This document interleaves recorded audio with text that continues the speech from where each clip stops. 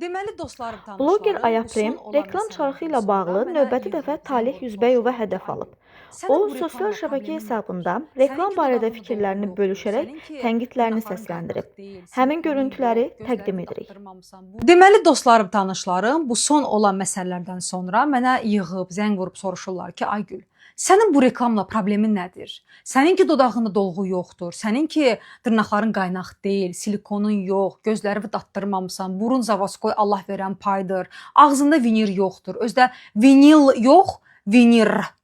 Sənin problemin nədir bu reklamla? Niyə özünü atmısan ortalığa, boş-boşdan qarğı şiyəsi olursan? Get reklamlarını çək, linkləri paylaş, həyatını yaşa da. Məndən soruşurlar ki, bəs niyə 10-15 ildir bloger olub, yüz minlərlə izləyici yığıb, hər həftə bir prosedur edib, hər həftə bir əməliyyata girib və bunların hamısını özündə paylaşıb, gənc Azərbaycan qızlarını kompleksə salıb, onları bədbəxt edən həmin influencerlər fikir bildirmirlər. Nəinki fikir bildirmirlər, həmin videoya like da qoyurlar, komment də yazırlar. Bəs sənə nə olub? Və əslində belə baxanda hardasa burada həqiqət var.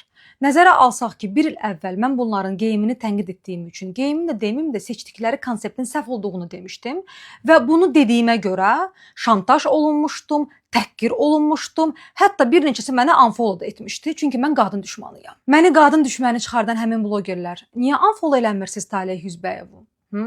Birdən sabah kino çəkərsə rol verməz. Narahat olmayın, o kino nə tarixə düşəcək, nə də ki siz o rol üçün Oskar alacaqsınız. Amma mənim üçün hansı kateqoriyaya aid olmağımın heç bir fərqi yoxdur.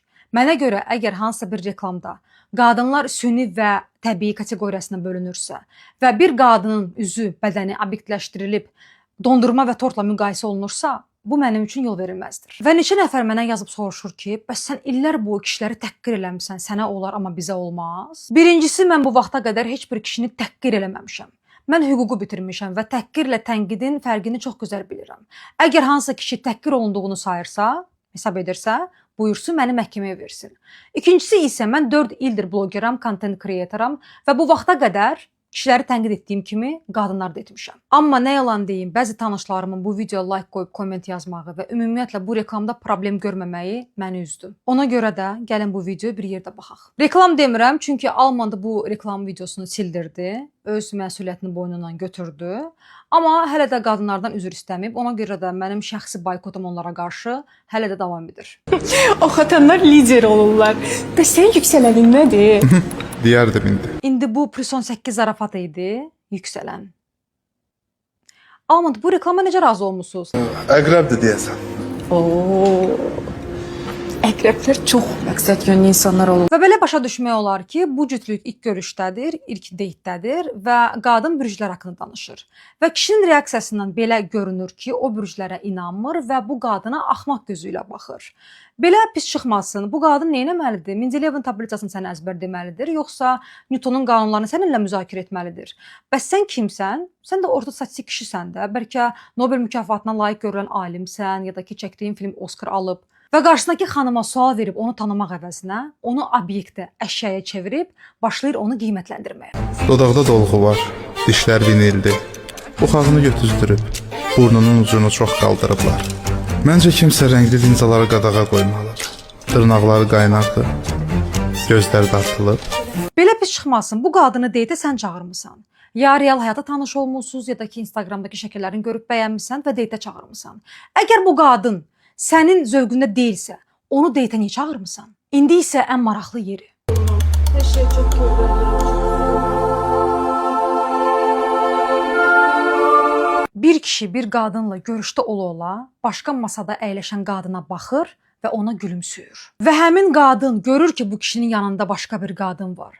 Amma buna baxmayaraq o da ona baxıb gülümsüyür. Belə pis çıxmasın, Alman, siz bu reklama razı olanda nəyi təbliğ eləməyə çalışırdınız ki? Bu qızın sizcə neçə yaş olar? 20-25, bəs Taleyin məncə bir 45-50 olar. Yəni qızı yaşında olan bir xanıma baxıb gülümsüyür. Amma burada əsas sual bilirsiniz nədir? Niyə bu aktrisanı Talih Yüzbəyovla eyni yaşda olan bir qadın oynamır? 45 yaşlı, saçı ağarmış, üzünü qırış basmış, fillersiz, botoksuz, təbii qadın. Bilirsiniz niyə? Çünki kişilər deyəndə ki, biz təbii qadınları bəyənirik, onlar çox vaxt 20-25 yaşlı qızları nəzərdə tuturlar. Uzun sağlam saçlar, sızanaqsız hamar dəri, balaca burun, səliqəli alınmış qaşlar, figuradan vəbşə danışmıram. Yəni, əgər bu qızın yerinə başqa bir xanım otursaydı, burnu yekə, dodaqları əyri, çatma qaş, sizcə ona da Taleh Yüzbəyə baxıb bəhbəhlə təbiidir deyəcəkdi? Və çox adam yazır ki, bu video ancaq süni qadınlara pis təsir edib. Yəni təbii olan qadınlar bu video baxıb gülüb keçirlər. Belə pis çıxmasın. Təbii qadın deyəndə siz nəyi nəzərdə tutursunuz? Saçına kraska qoyan, dırnağına lak qoyan, dişləri əyridir deyə ağzına brekit qoyan qadın artıq təbii sayılmır. Və məsələ burasındadır ki, istəyirsiniz dünyanın ən gözəl qadını olun, amma siz də bir gün qocalacaqsınız. Və doğrudan da deyirəm, bundan gözəl bir şey varmı? Tək ki hamımız o yaşa gəlib çataq, tək ki hamımıza qocalıq qismət olsun. İndi belə bir reklam görə bilərsiniz televiziyada. Kömək lazımdır. Xanım süt var. Və Taleh Yüzbəyev elə bildi ki, il 2016-cı ildir və biz qadınlar bu reklam videosuna baxıb güləcəyik. Çıxıb səhvini boynuna almaq əvəzinə, çıxıb qadınlardan üzr istəmək əvəzinə belə bir status sözünü paylaşdı.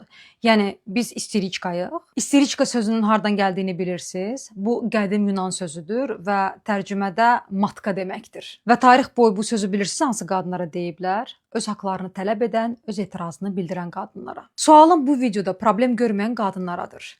Elə bilirsiniz tarix boyu susan, hər şeyi yola verən qadınlara görə siz indi təhsil ala bilirsiniz, işləyə bilirsiniz. İstədiyiniz vaxt şalvarı geyinib çölə çıxa bilirsiniz. Öz adınıza bankda kart hesabı aça bilirsiniz. Adınıza mülk, torpaq, ev ala bilirsiniz. İstədiyiniz vaxt bileti alıb xaricə uça bilirsiniz. Və elə bilirsiniz ki, feministlərin savaşdığı bu hüquqlardan istifadə edib, amma özünüzü feminist deməyəndə kişilər sizə medal verəcək. Və feminizmin olmadığı Əfqanistanda yaşamaq istəyirsiniz? Məncə yox. Kişilərə gəldikdə isə mən kişi düşmanı deyiləm. Mən qadınlara, uşaqlara şiddət göstərən kişiləri qınayıram. Mən bütün günü namus qeyrətdən danışıb, amma özünün çıxmadığı hoqqa qalmayan kişiləri sevmirəm. Evli olub öz yoldaşından ona sədaqətli olmasını tələb edib, özü isə həmin yoldaşına xəyanət edib və bununla fəxr edib, bunu kişilik sayan kişiləri sevmirəm. Və əgər siz bu kateqoriyaya aid deyilsinizsə, mənim sizlə heç bir problemim yoxdur. Və bu 2 gündə mənim adımdan istifadə edib, mənim üstümdən hype tutan, mənim şəklimi öz videosuna yapışdırıb like yığan, komment yığan, mənim var-yoxumu söyən kişilər, elə bilirsiniz mən sizə öz profilimdə paylaşacağam, sizə cavab verəcəm. Bəs nə oldu? Biz qadınlar emosional idik. Məncə əsl isteriçkalar elə siz.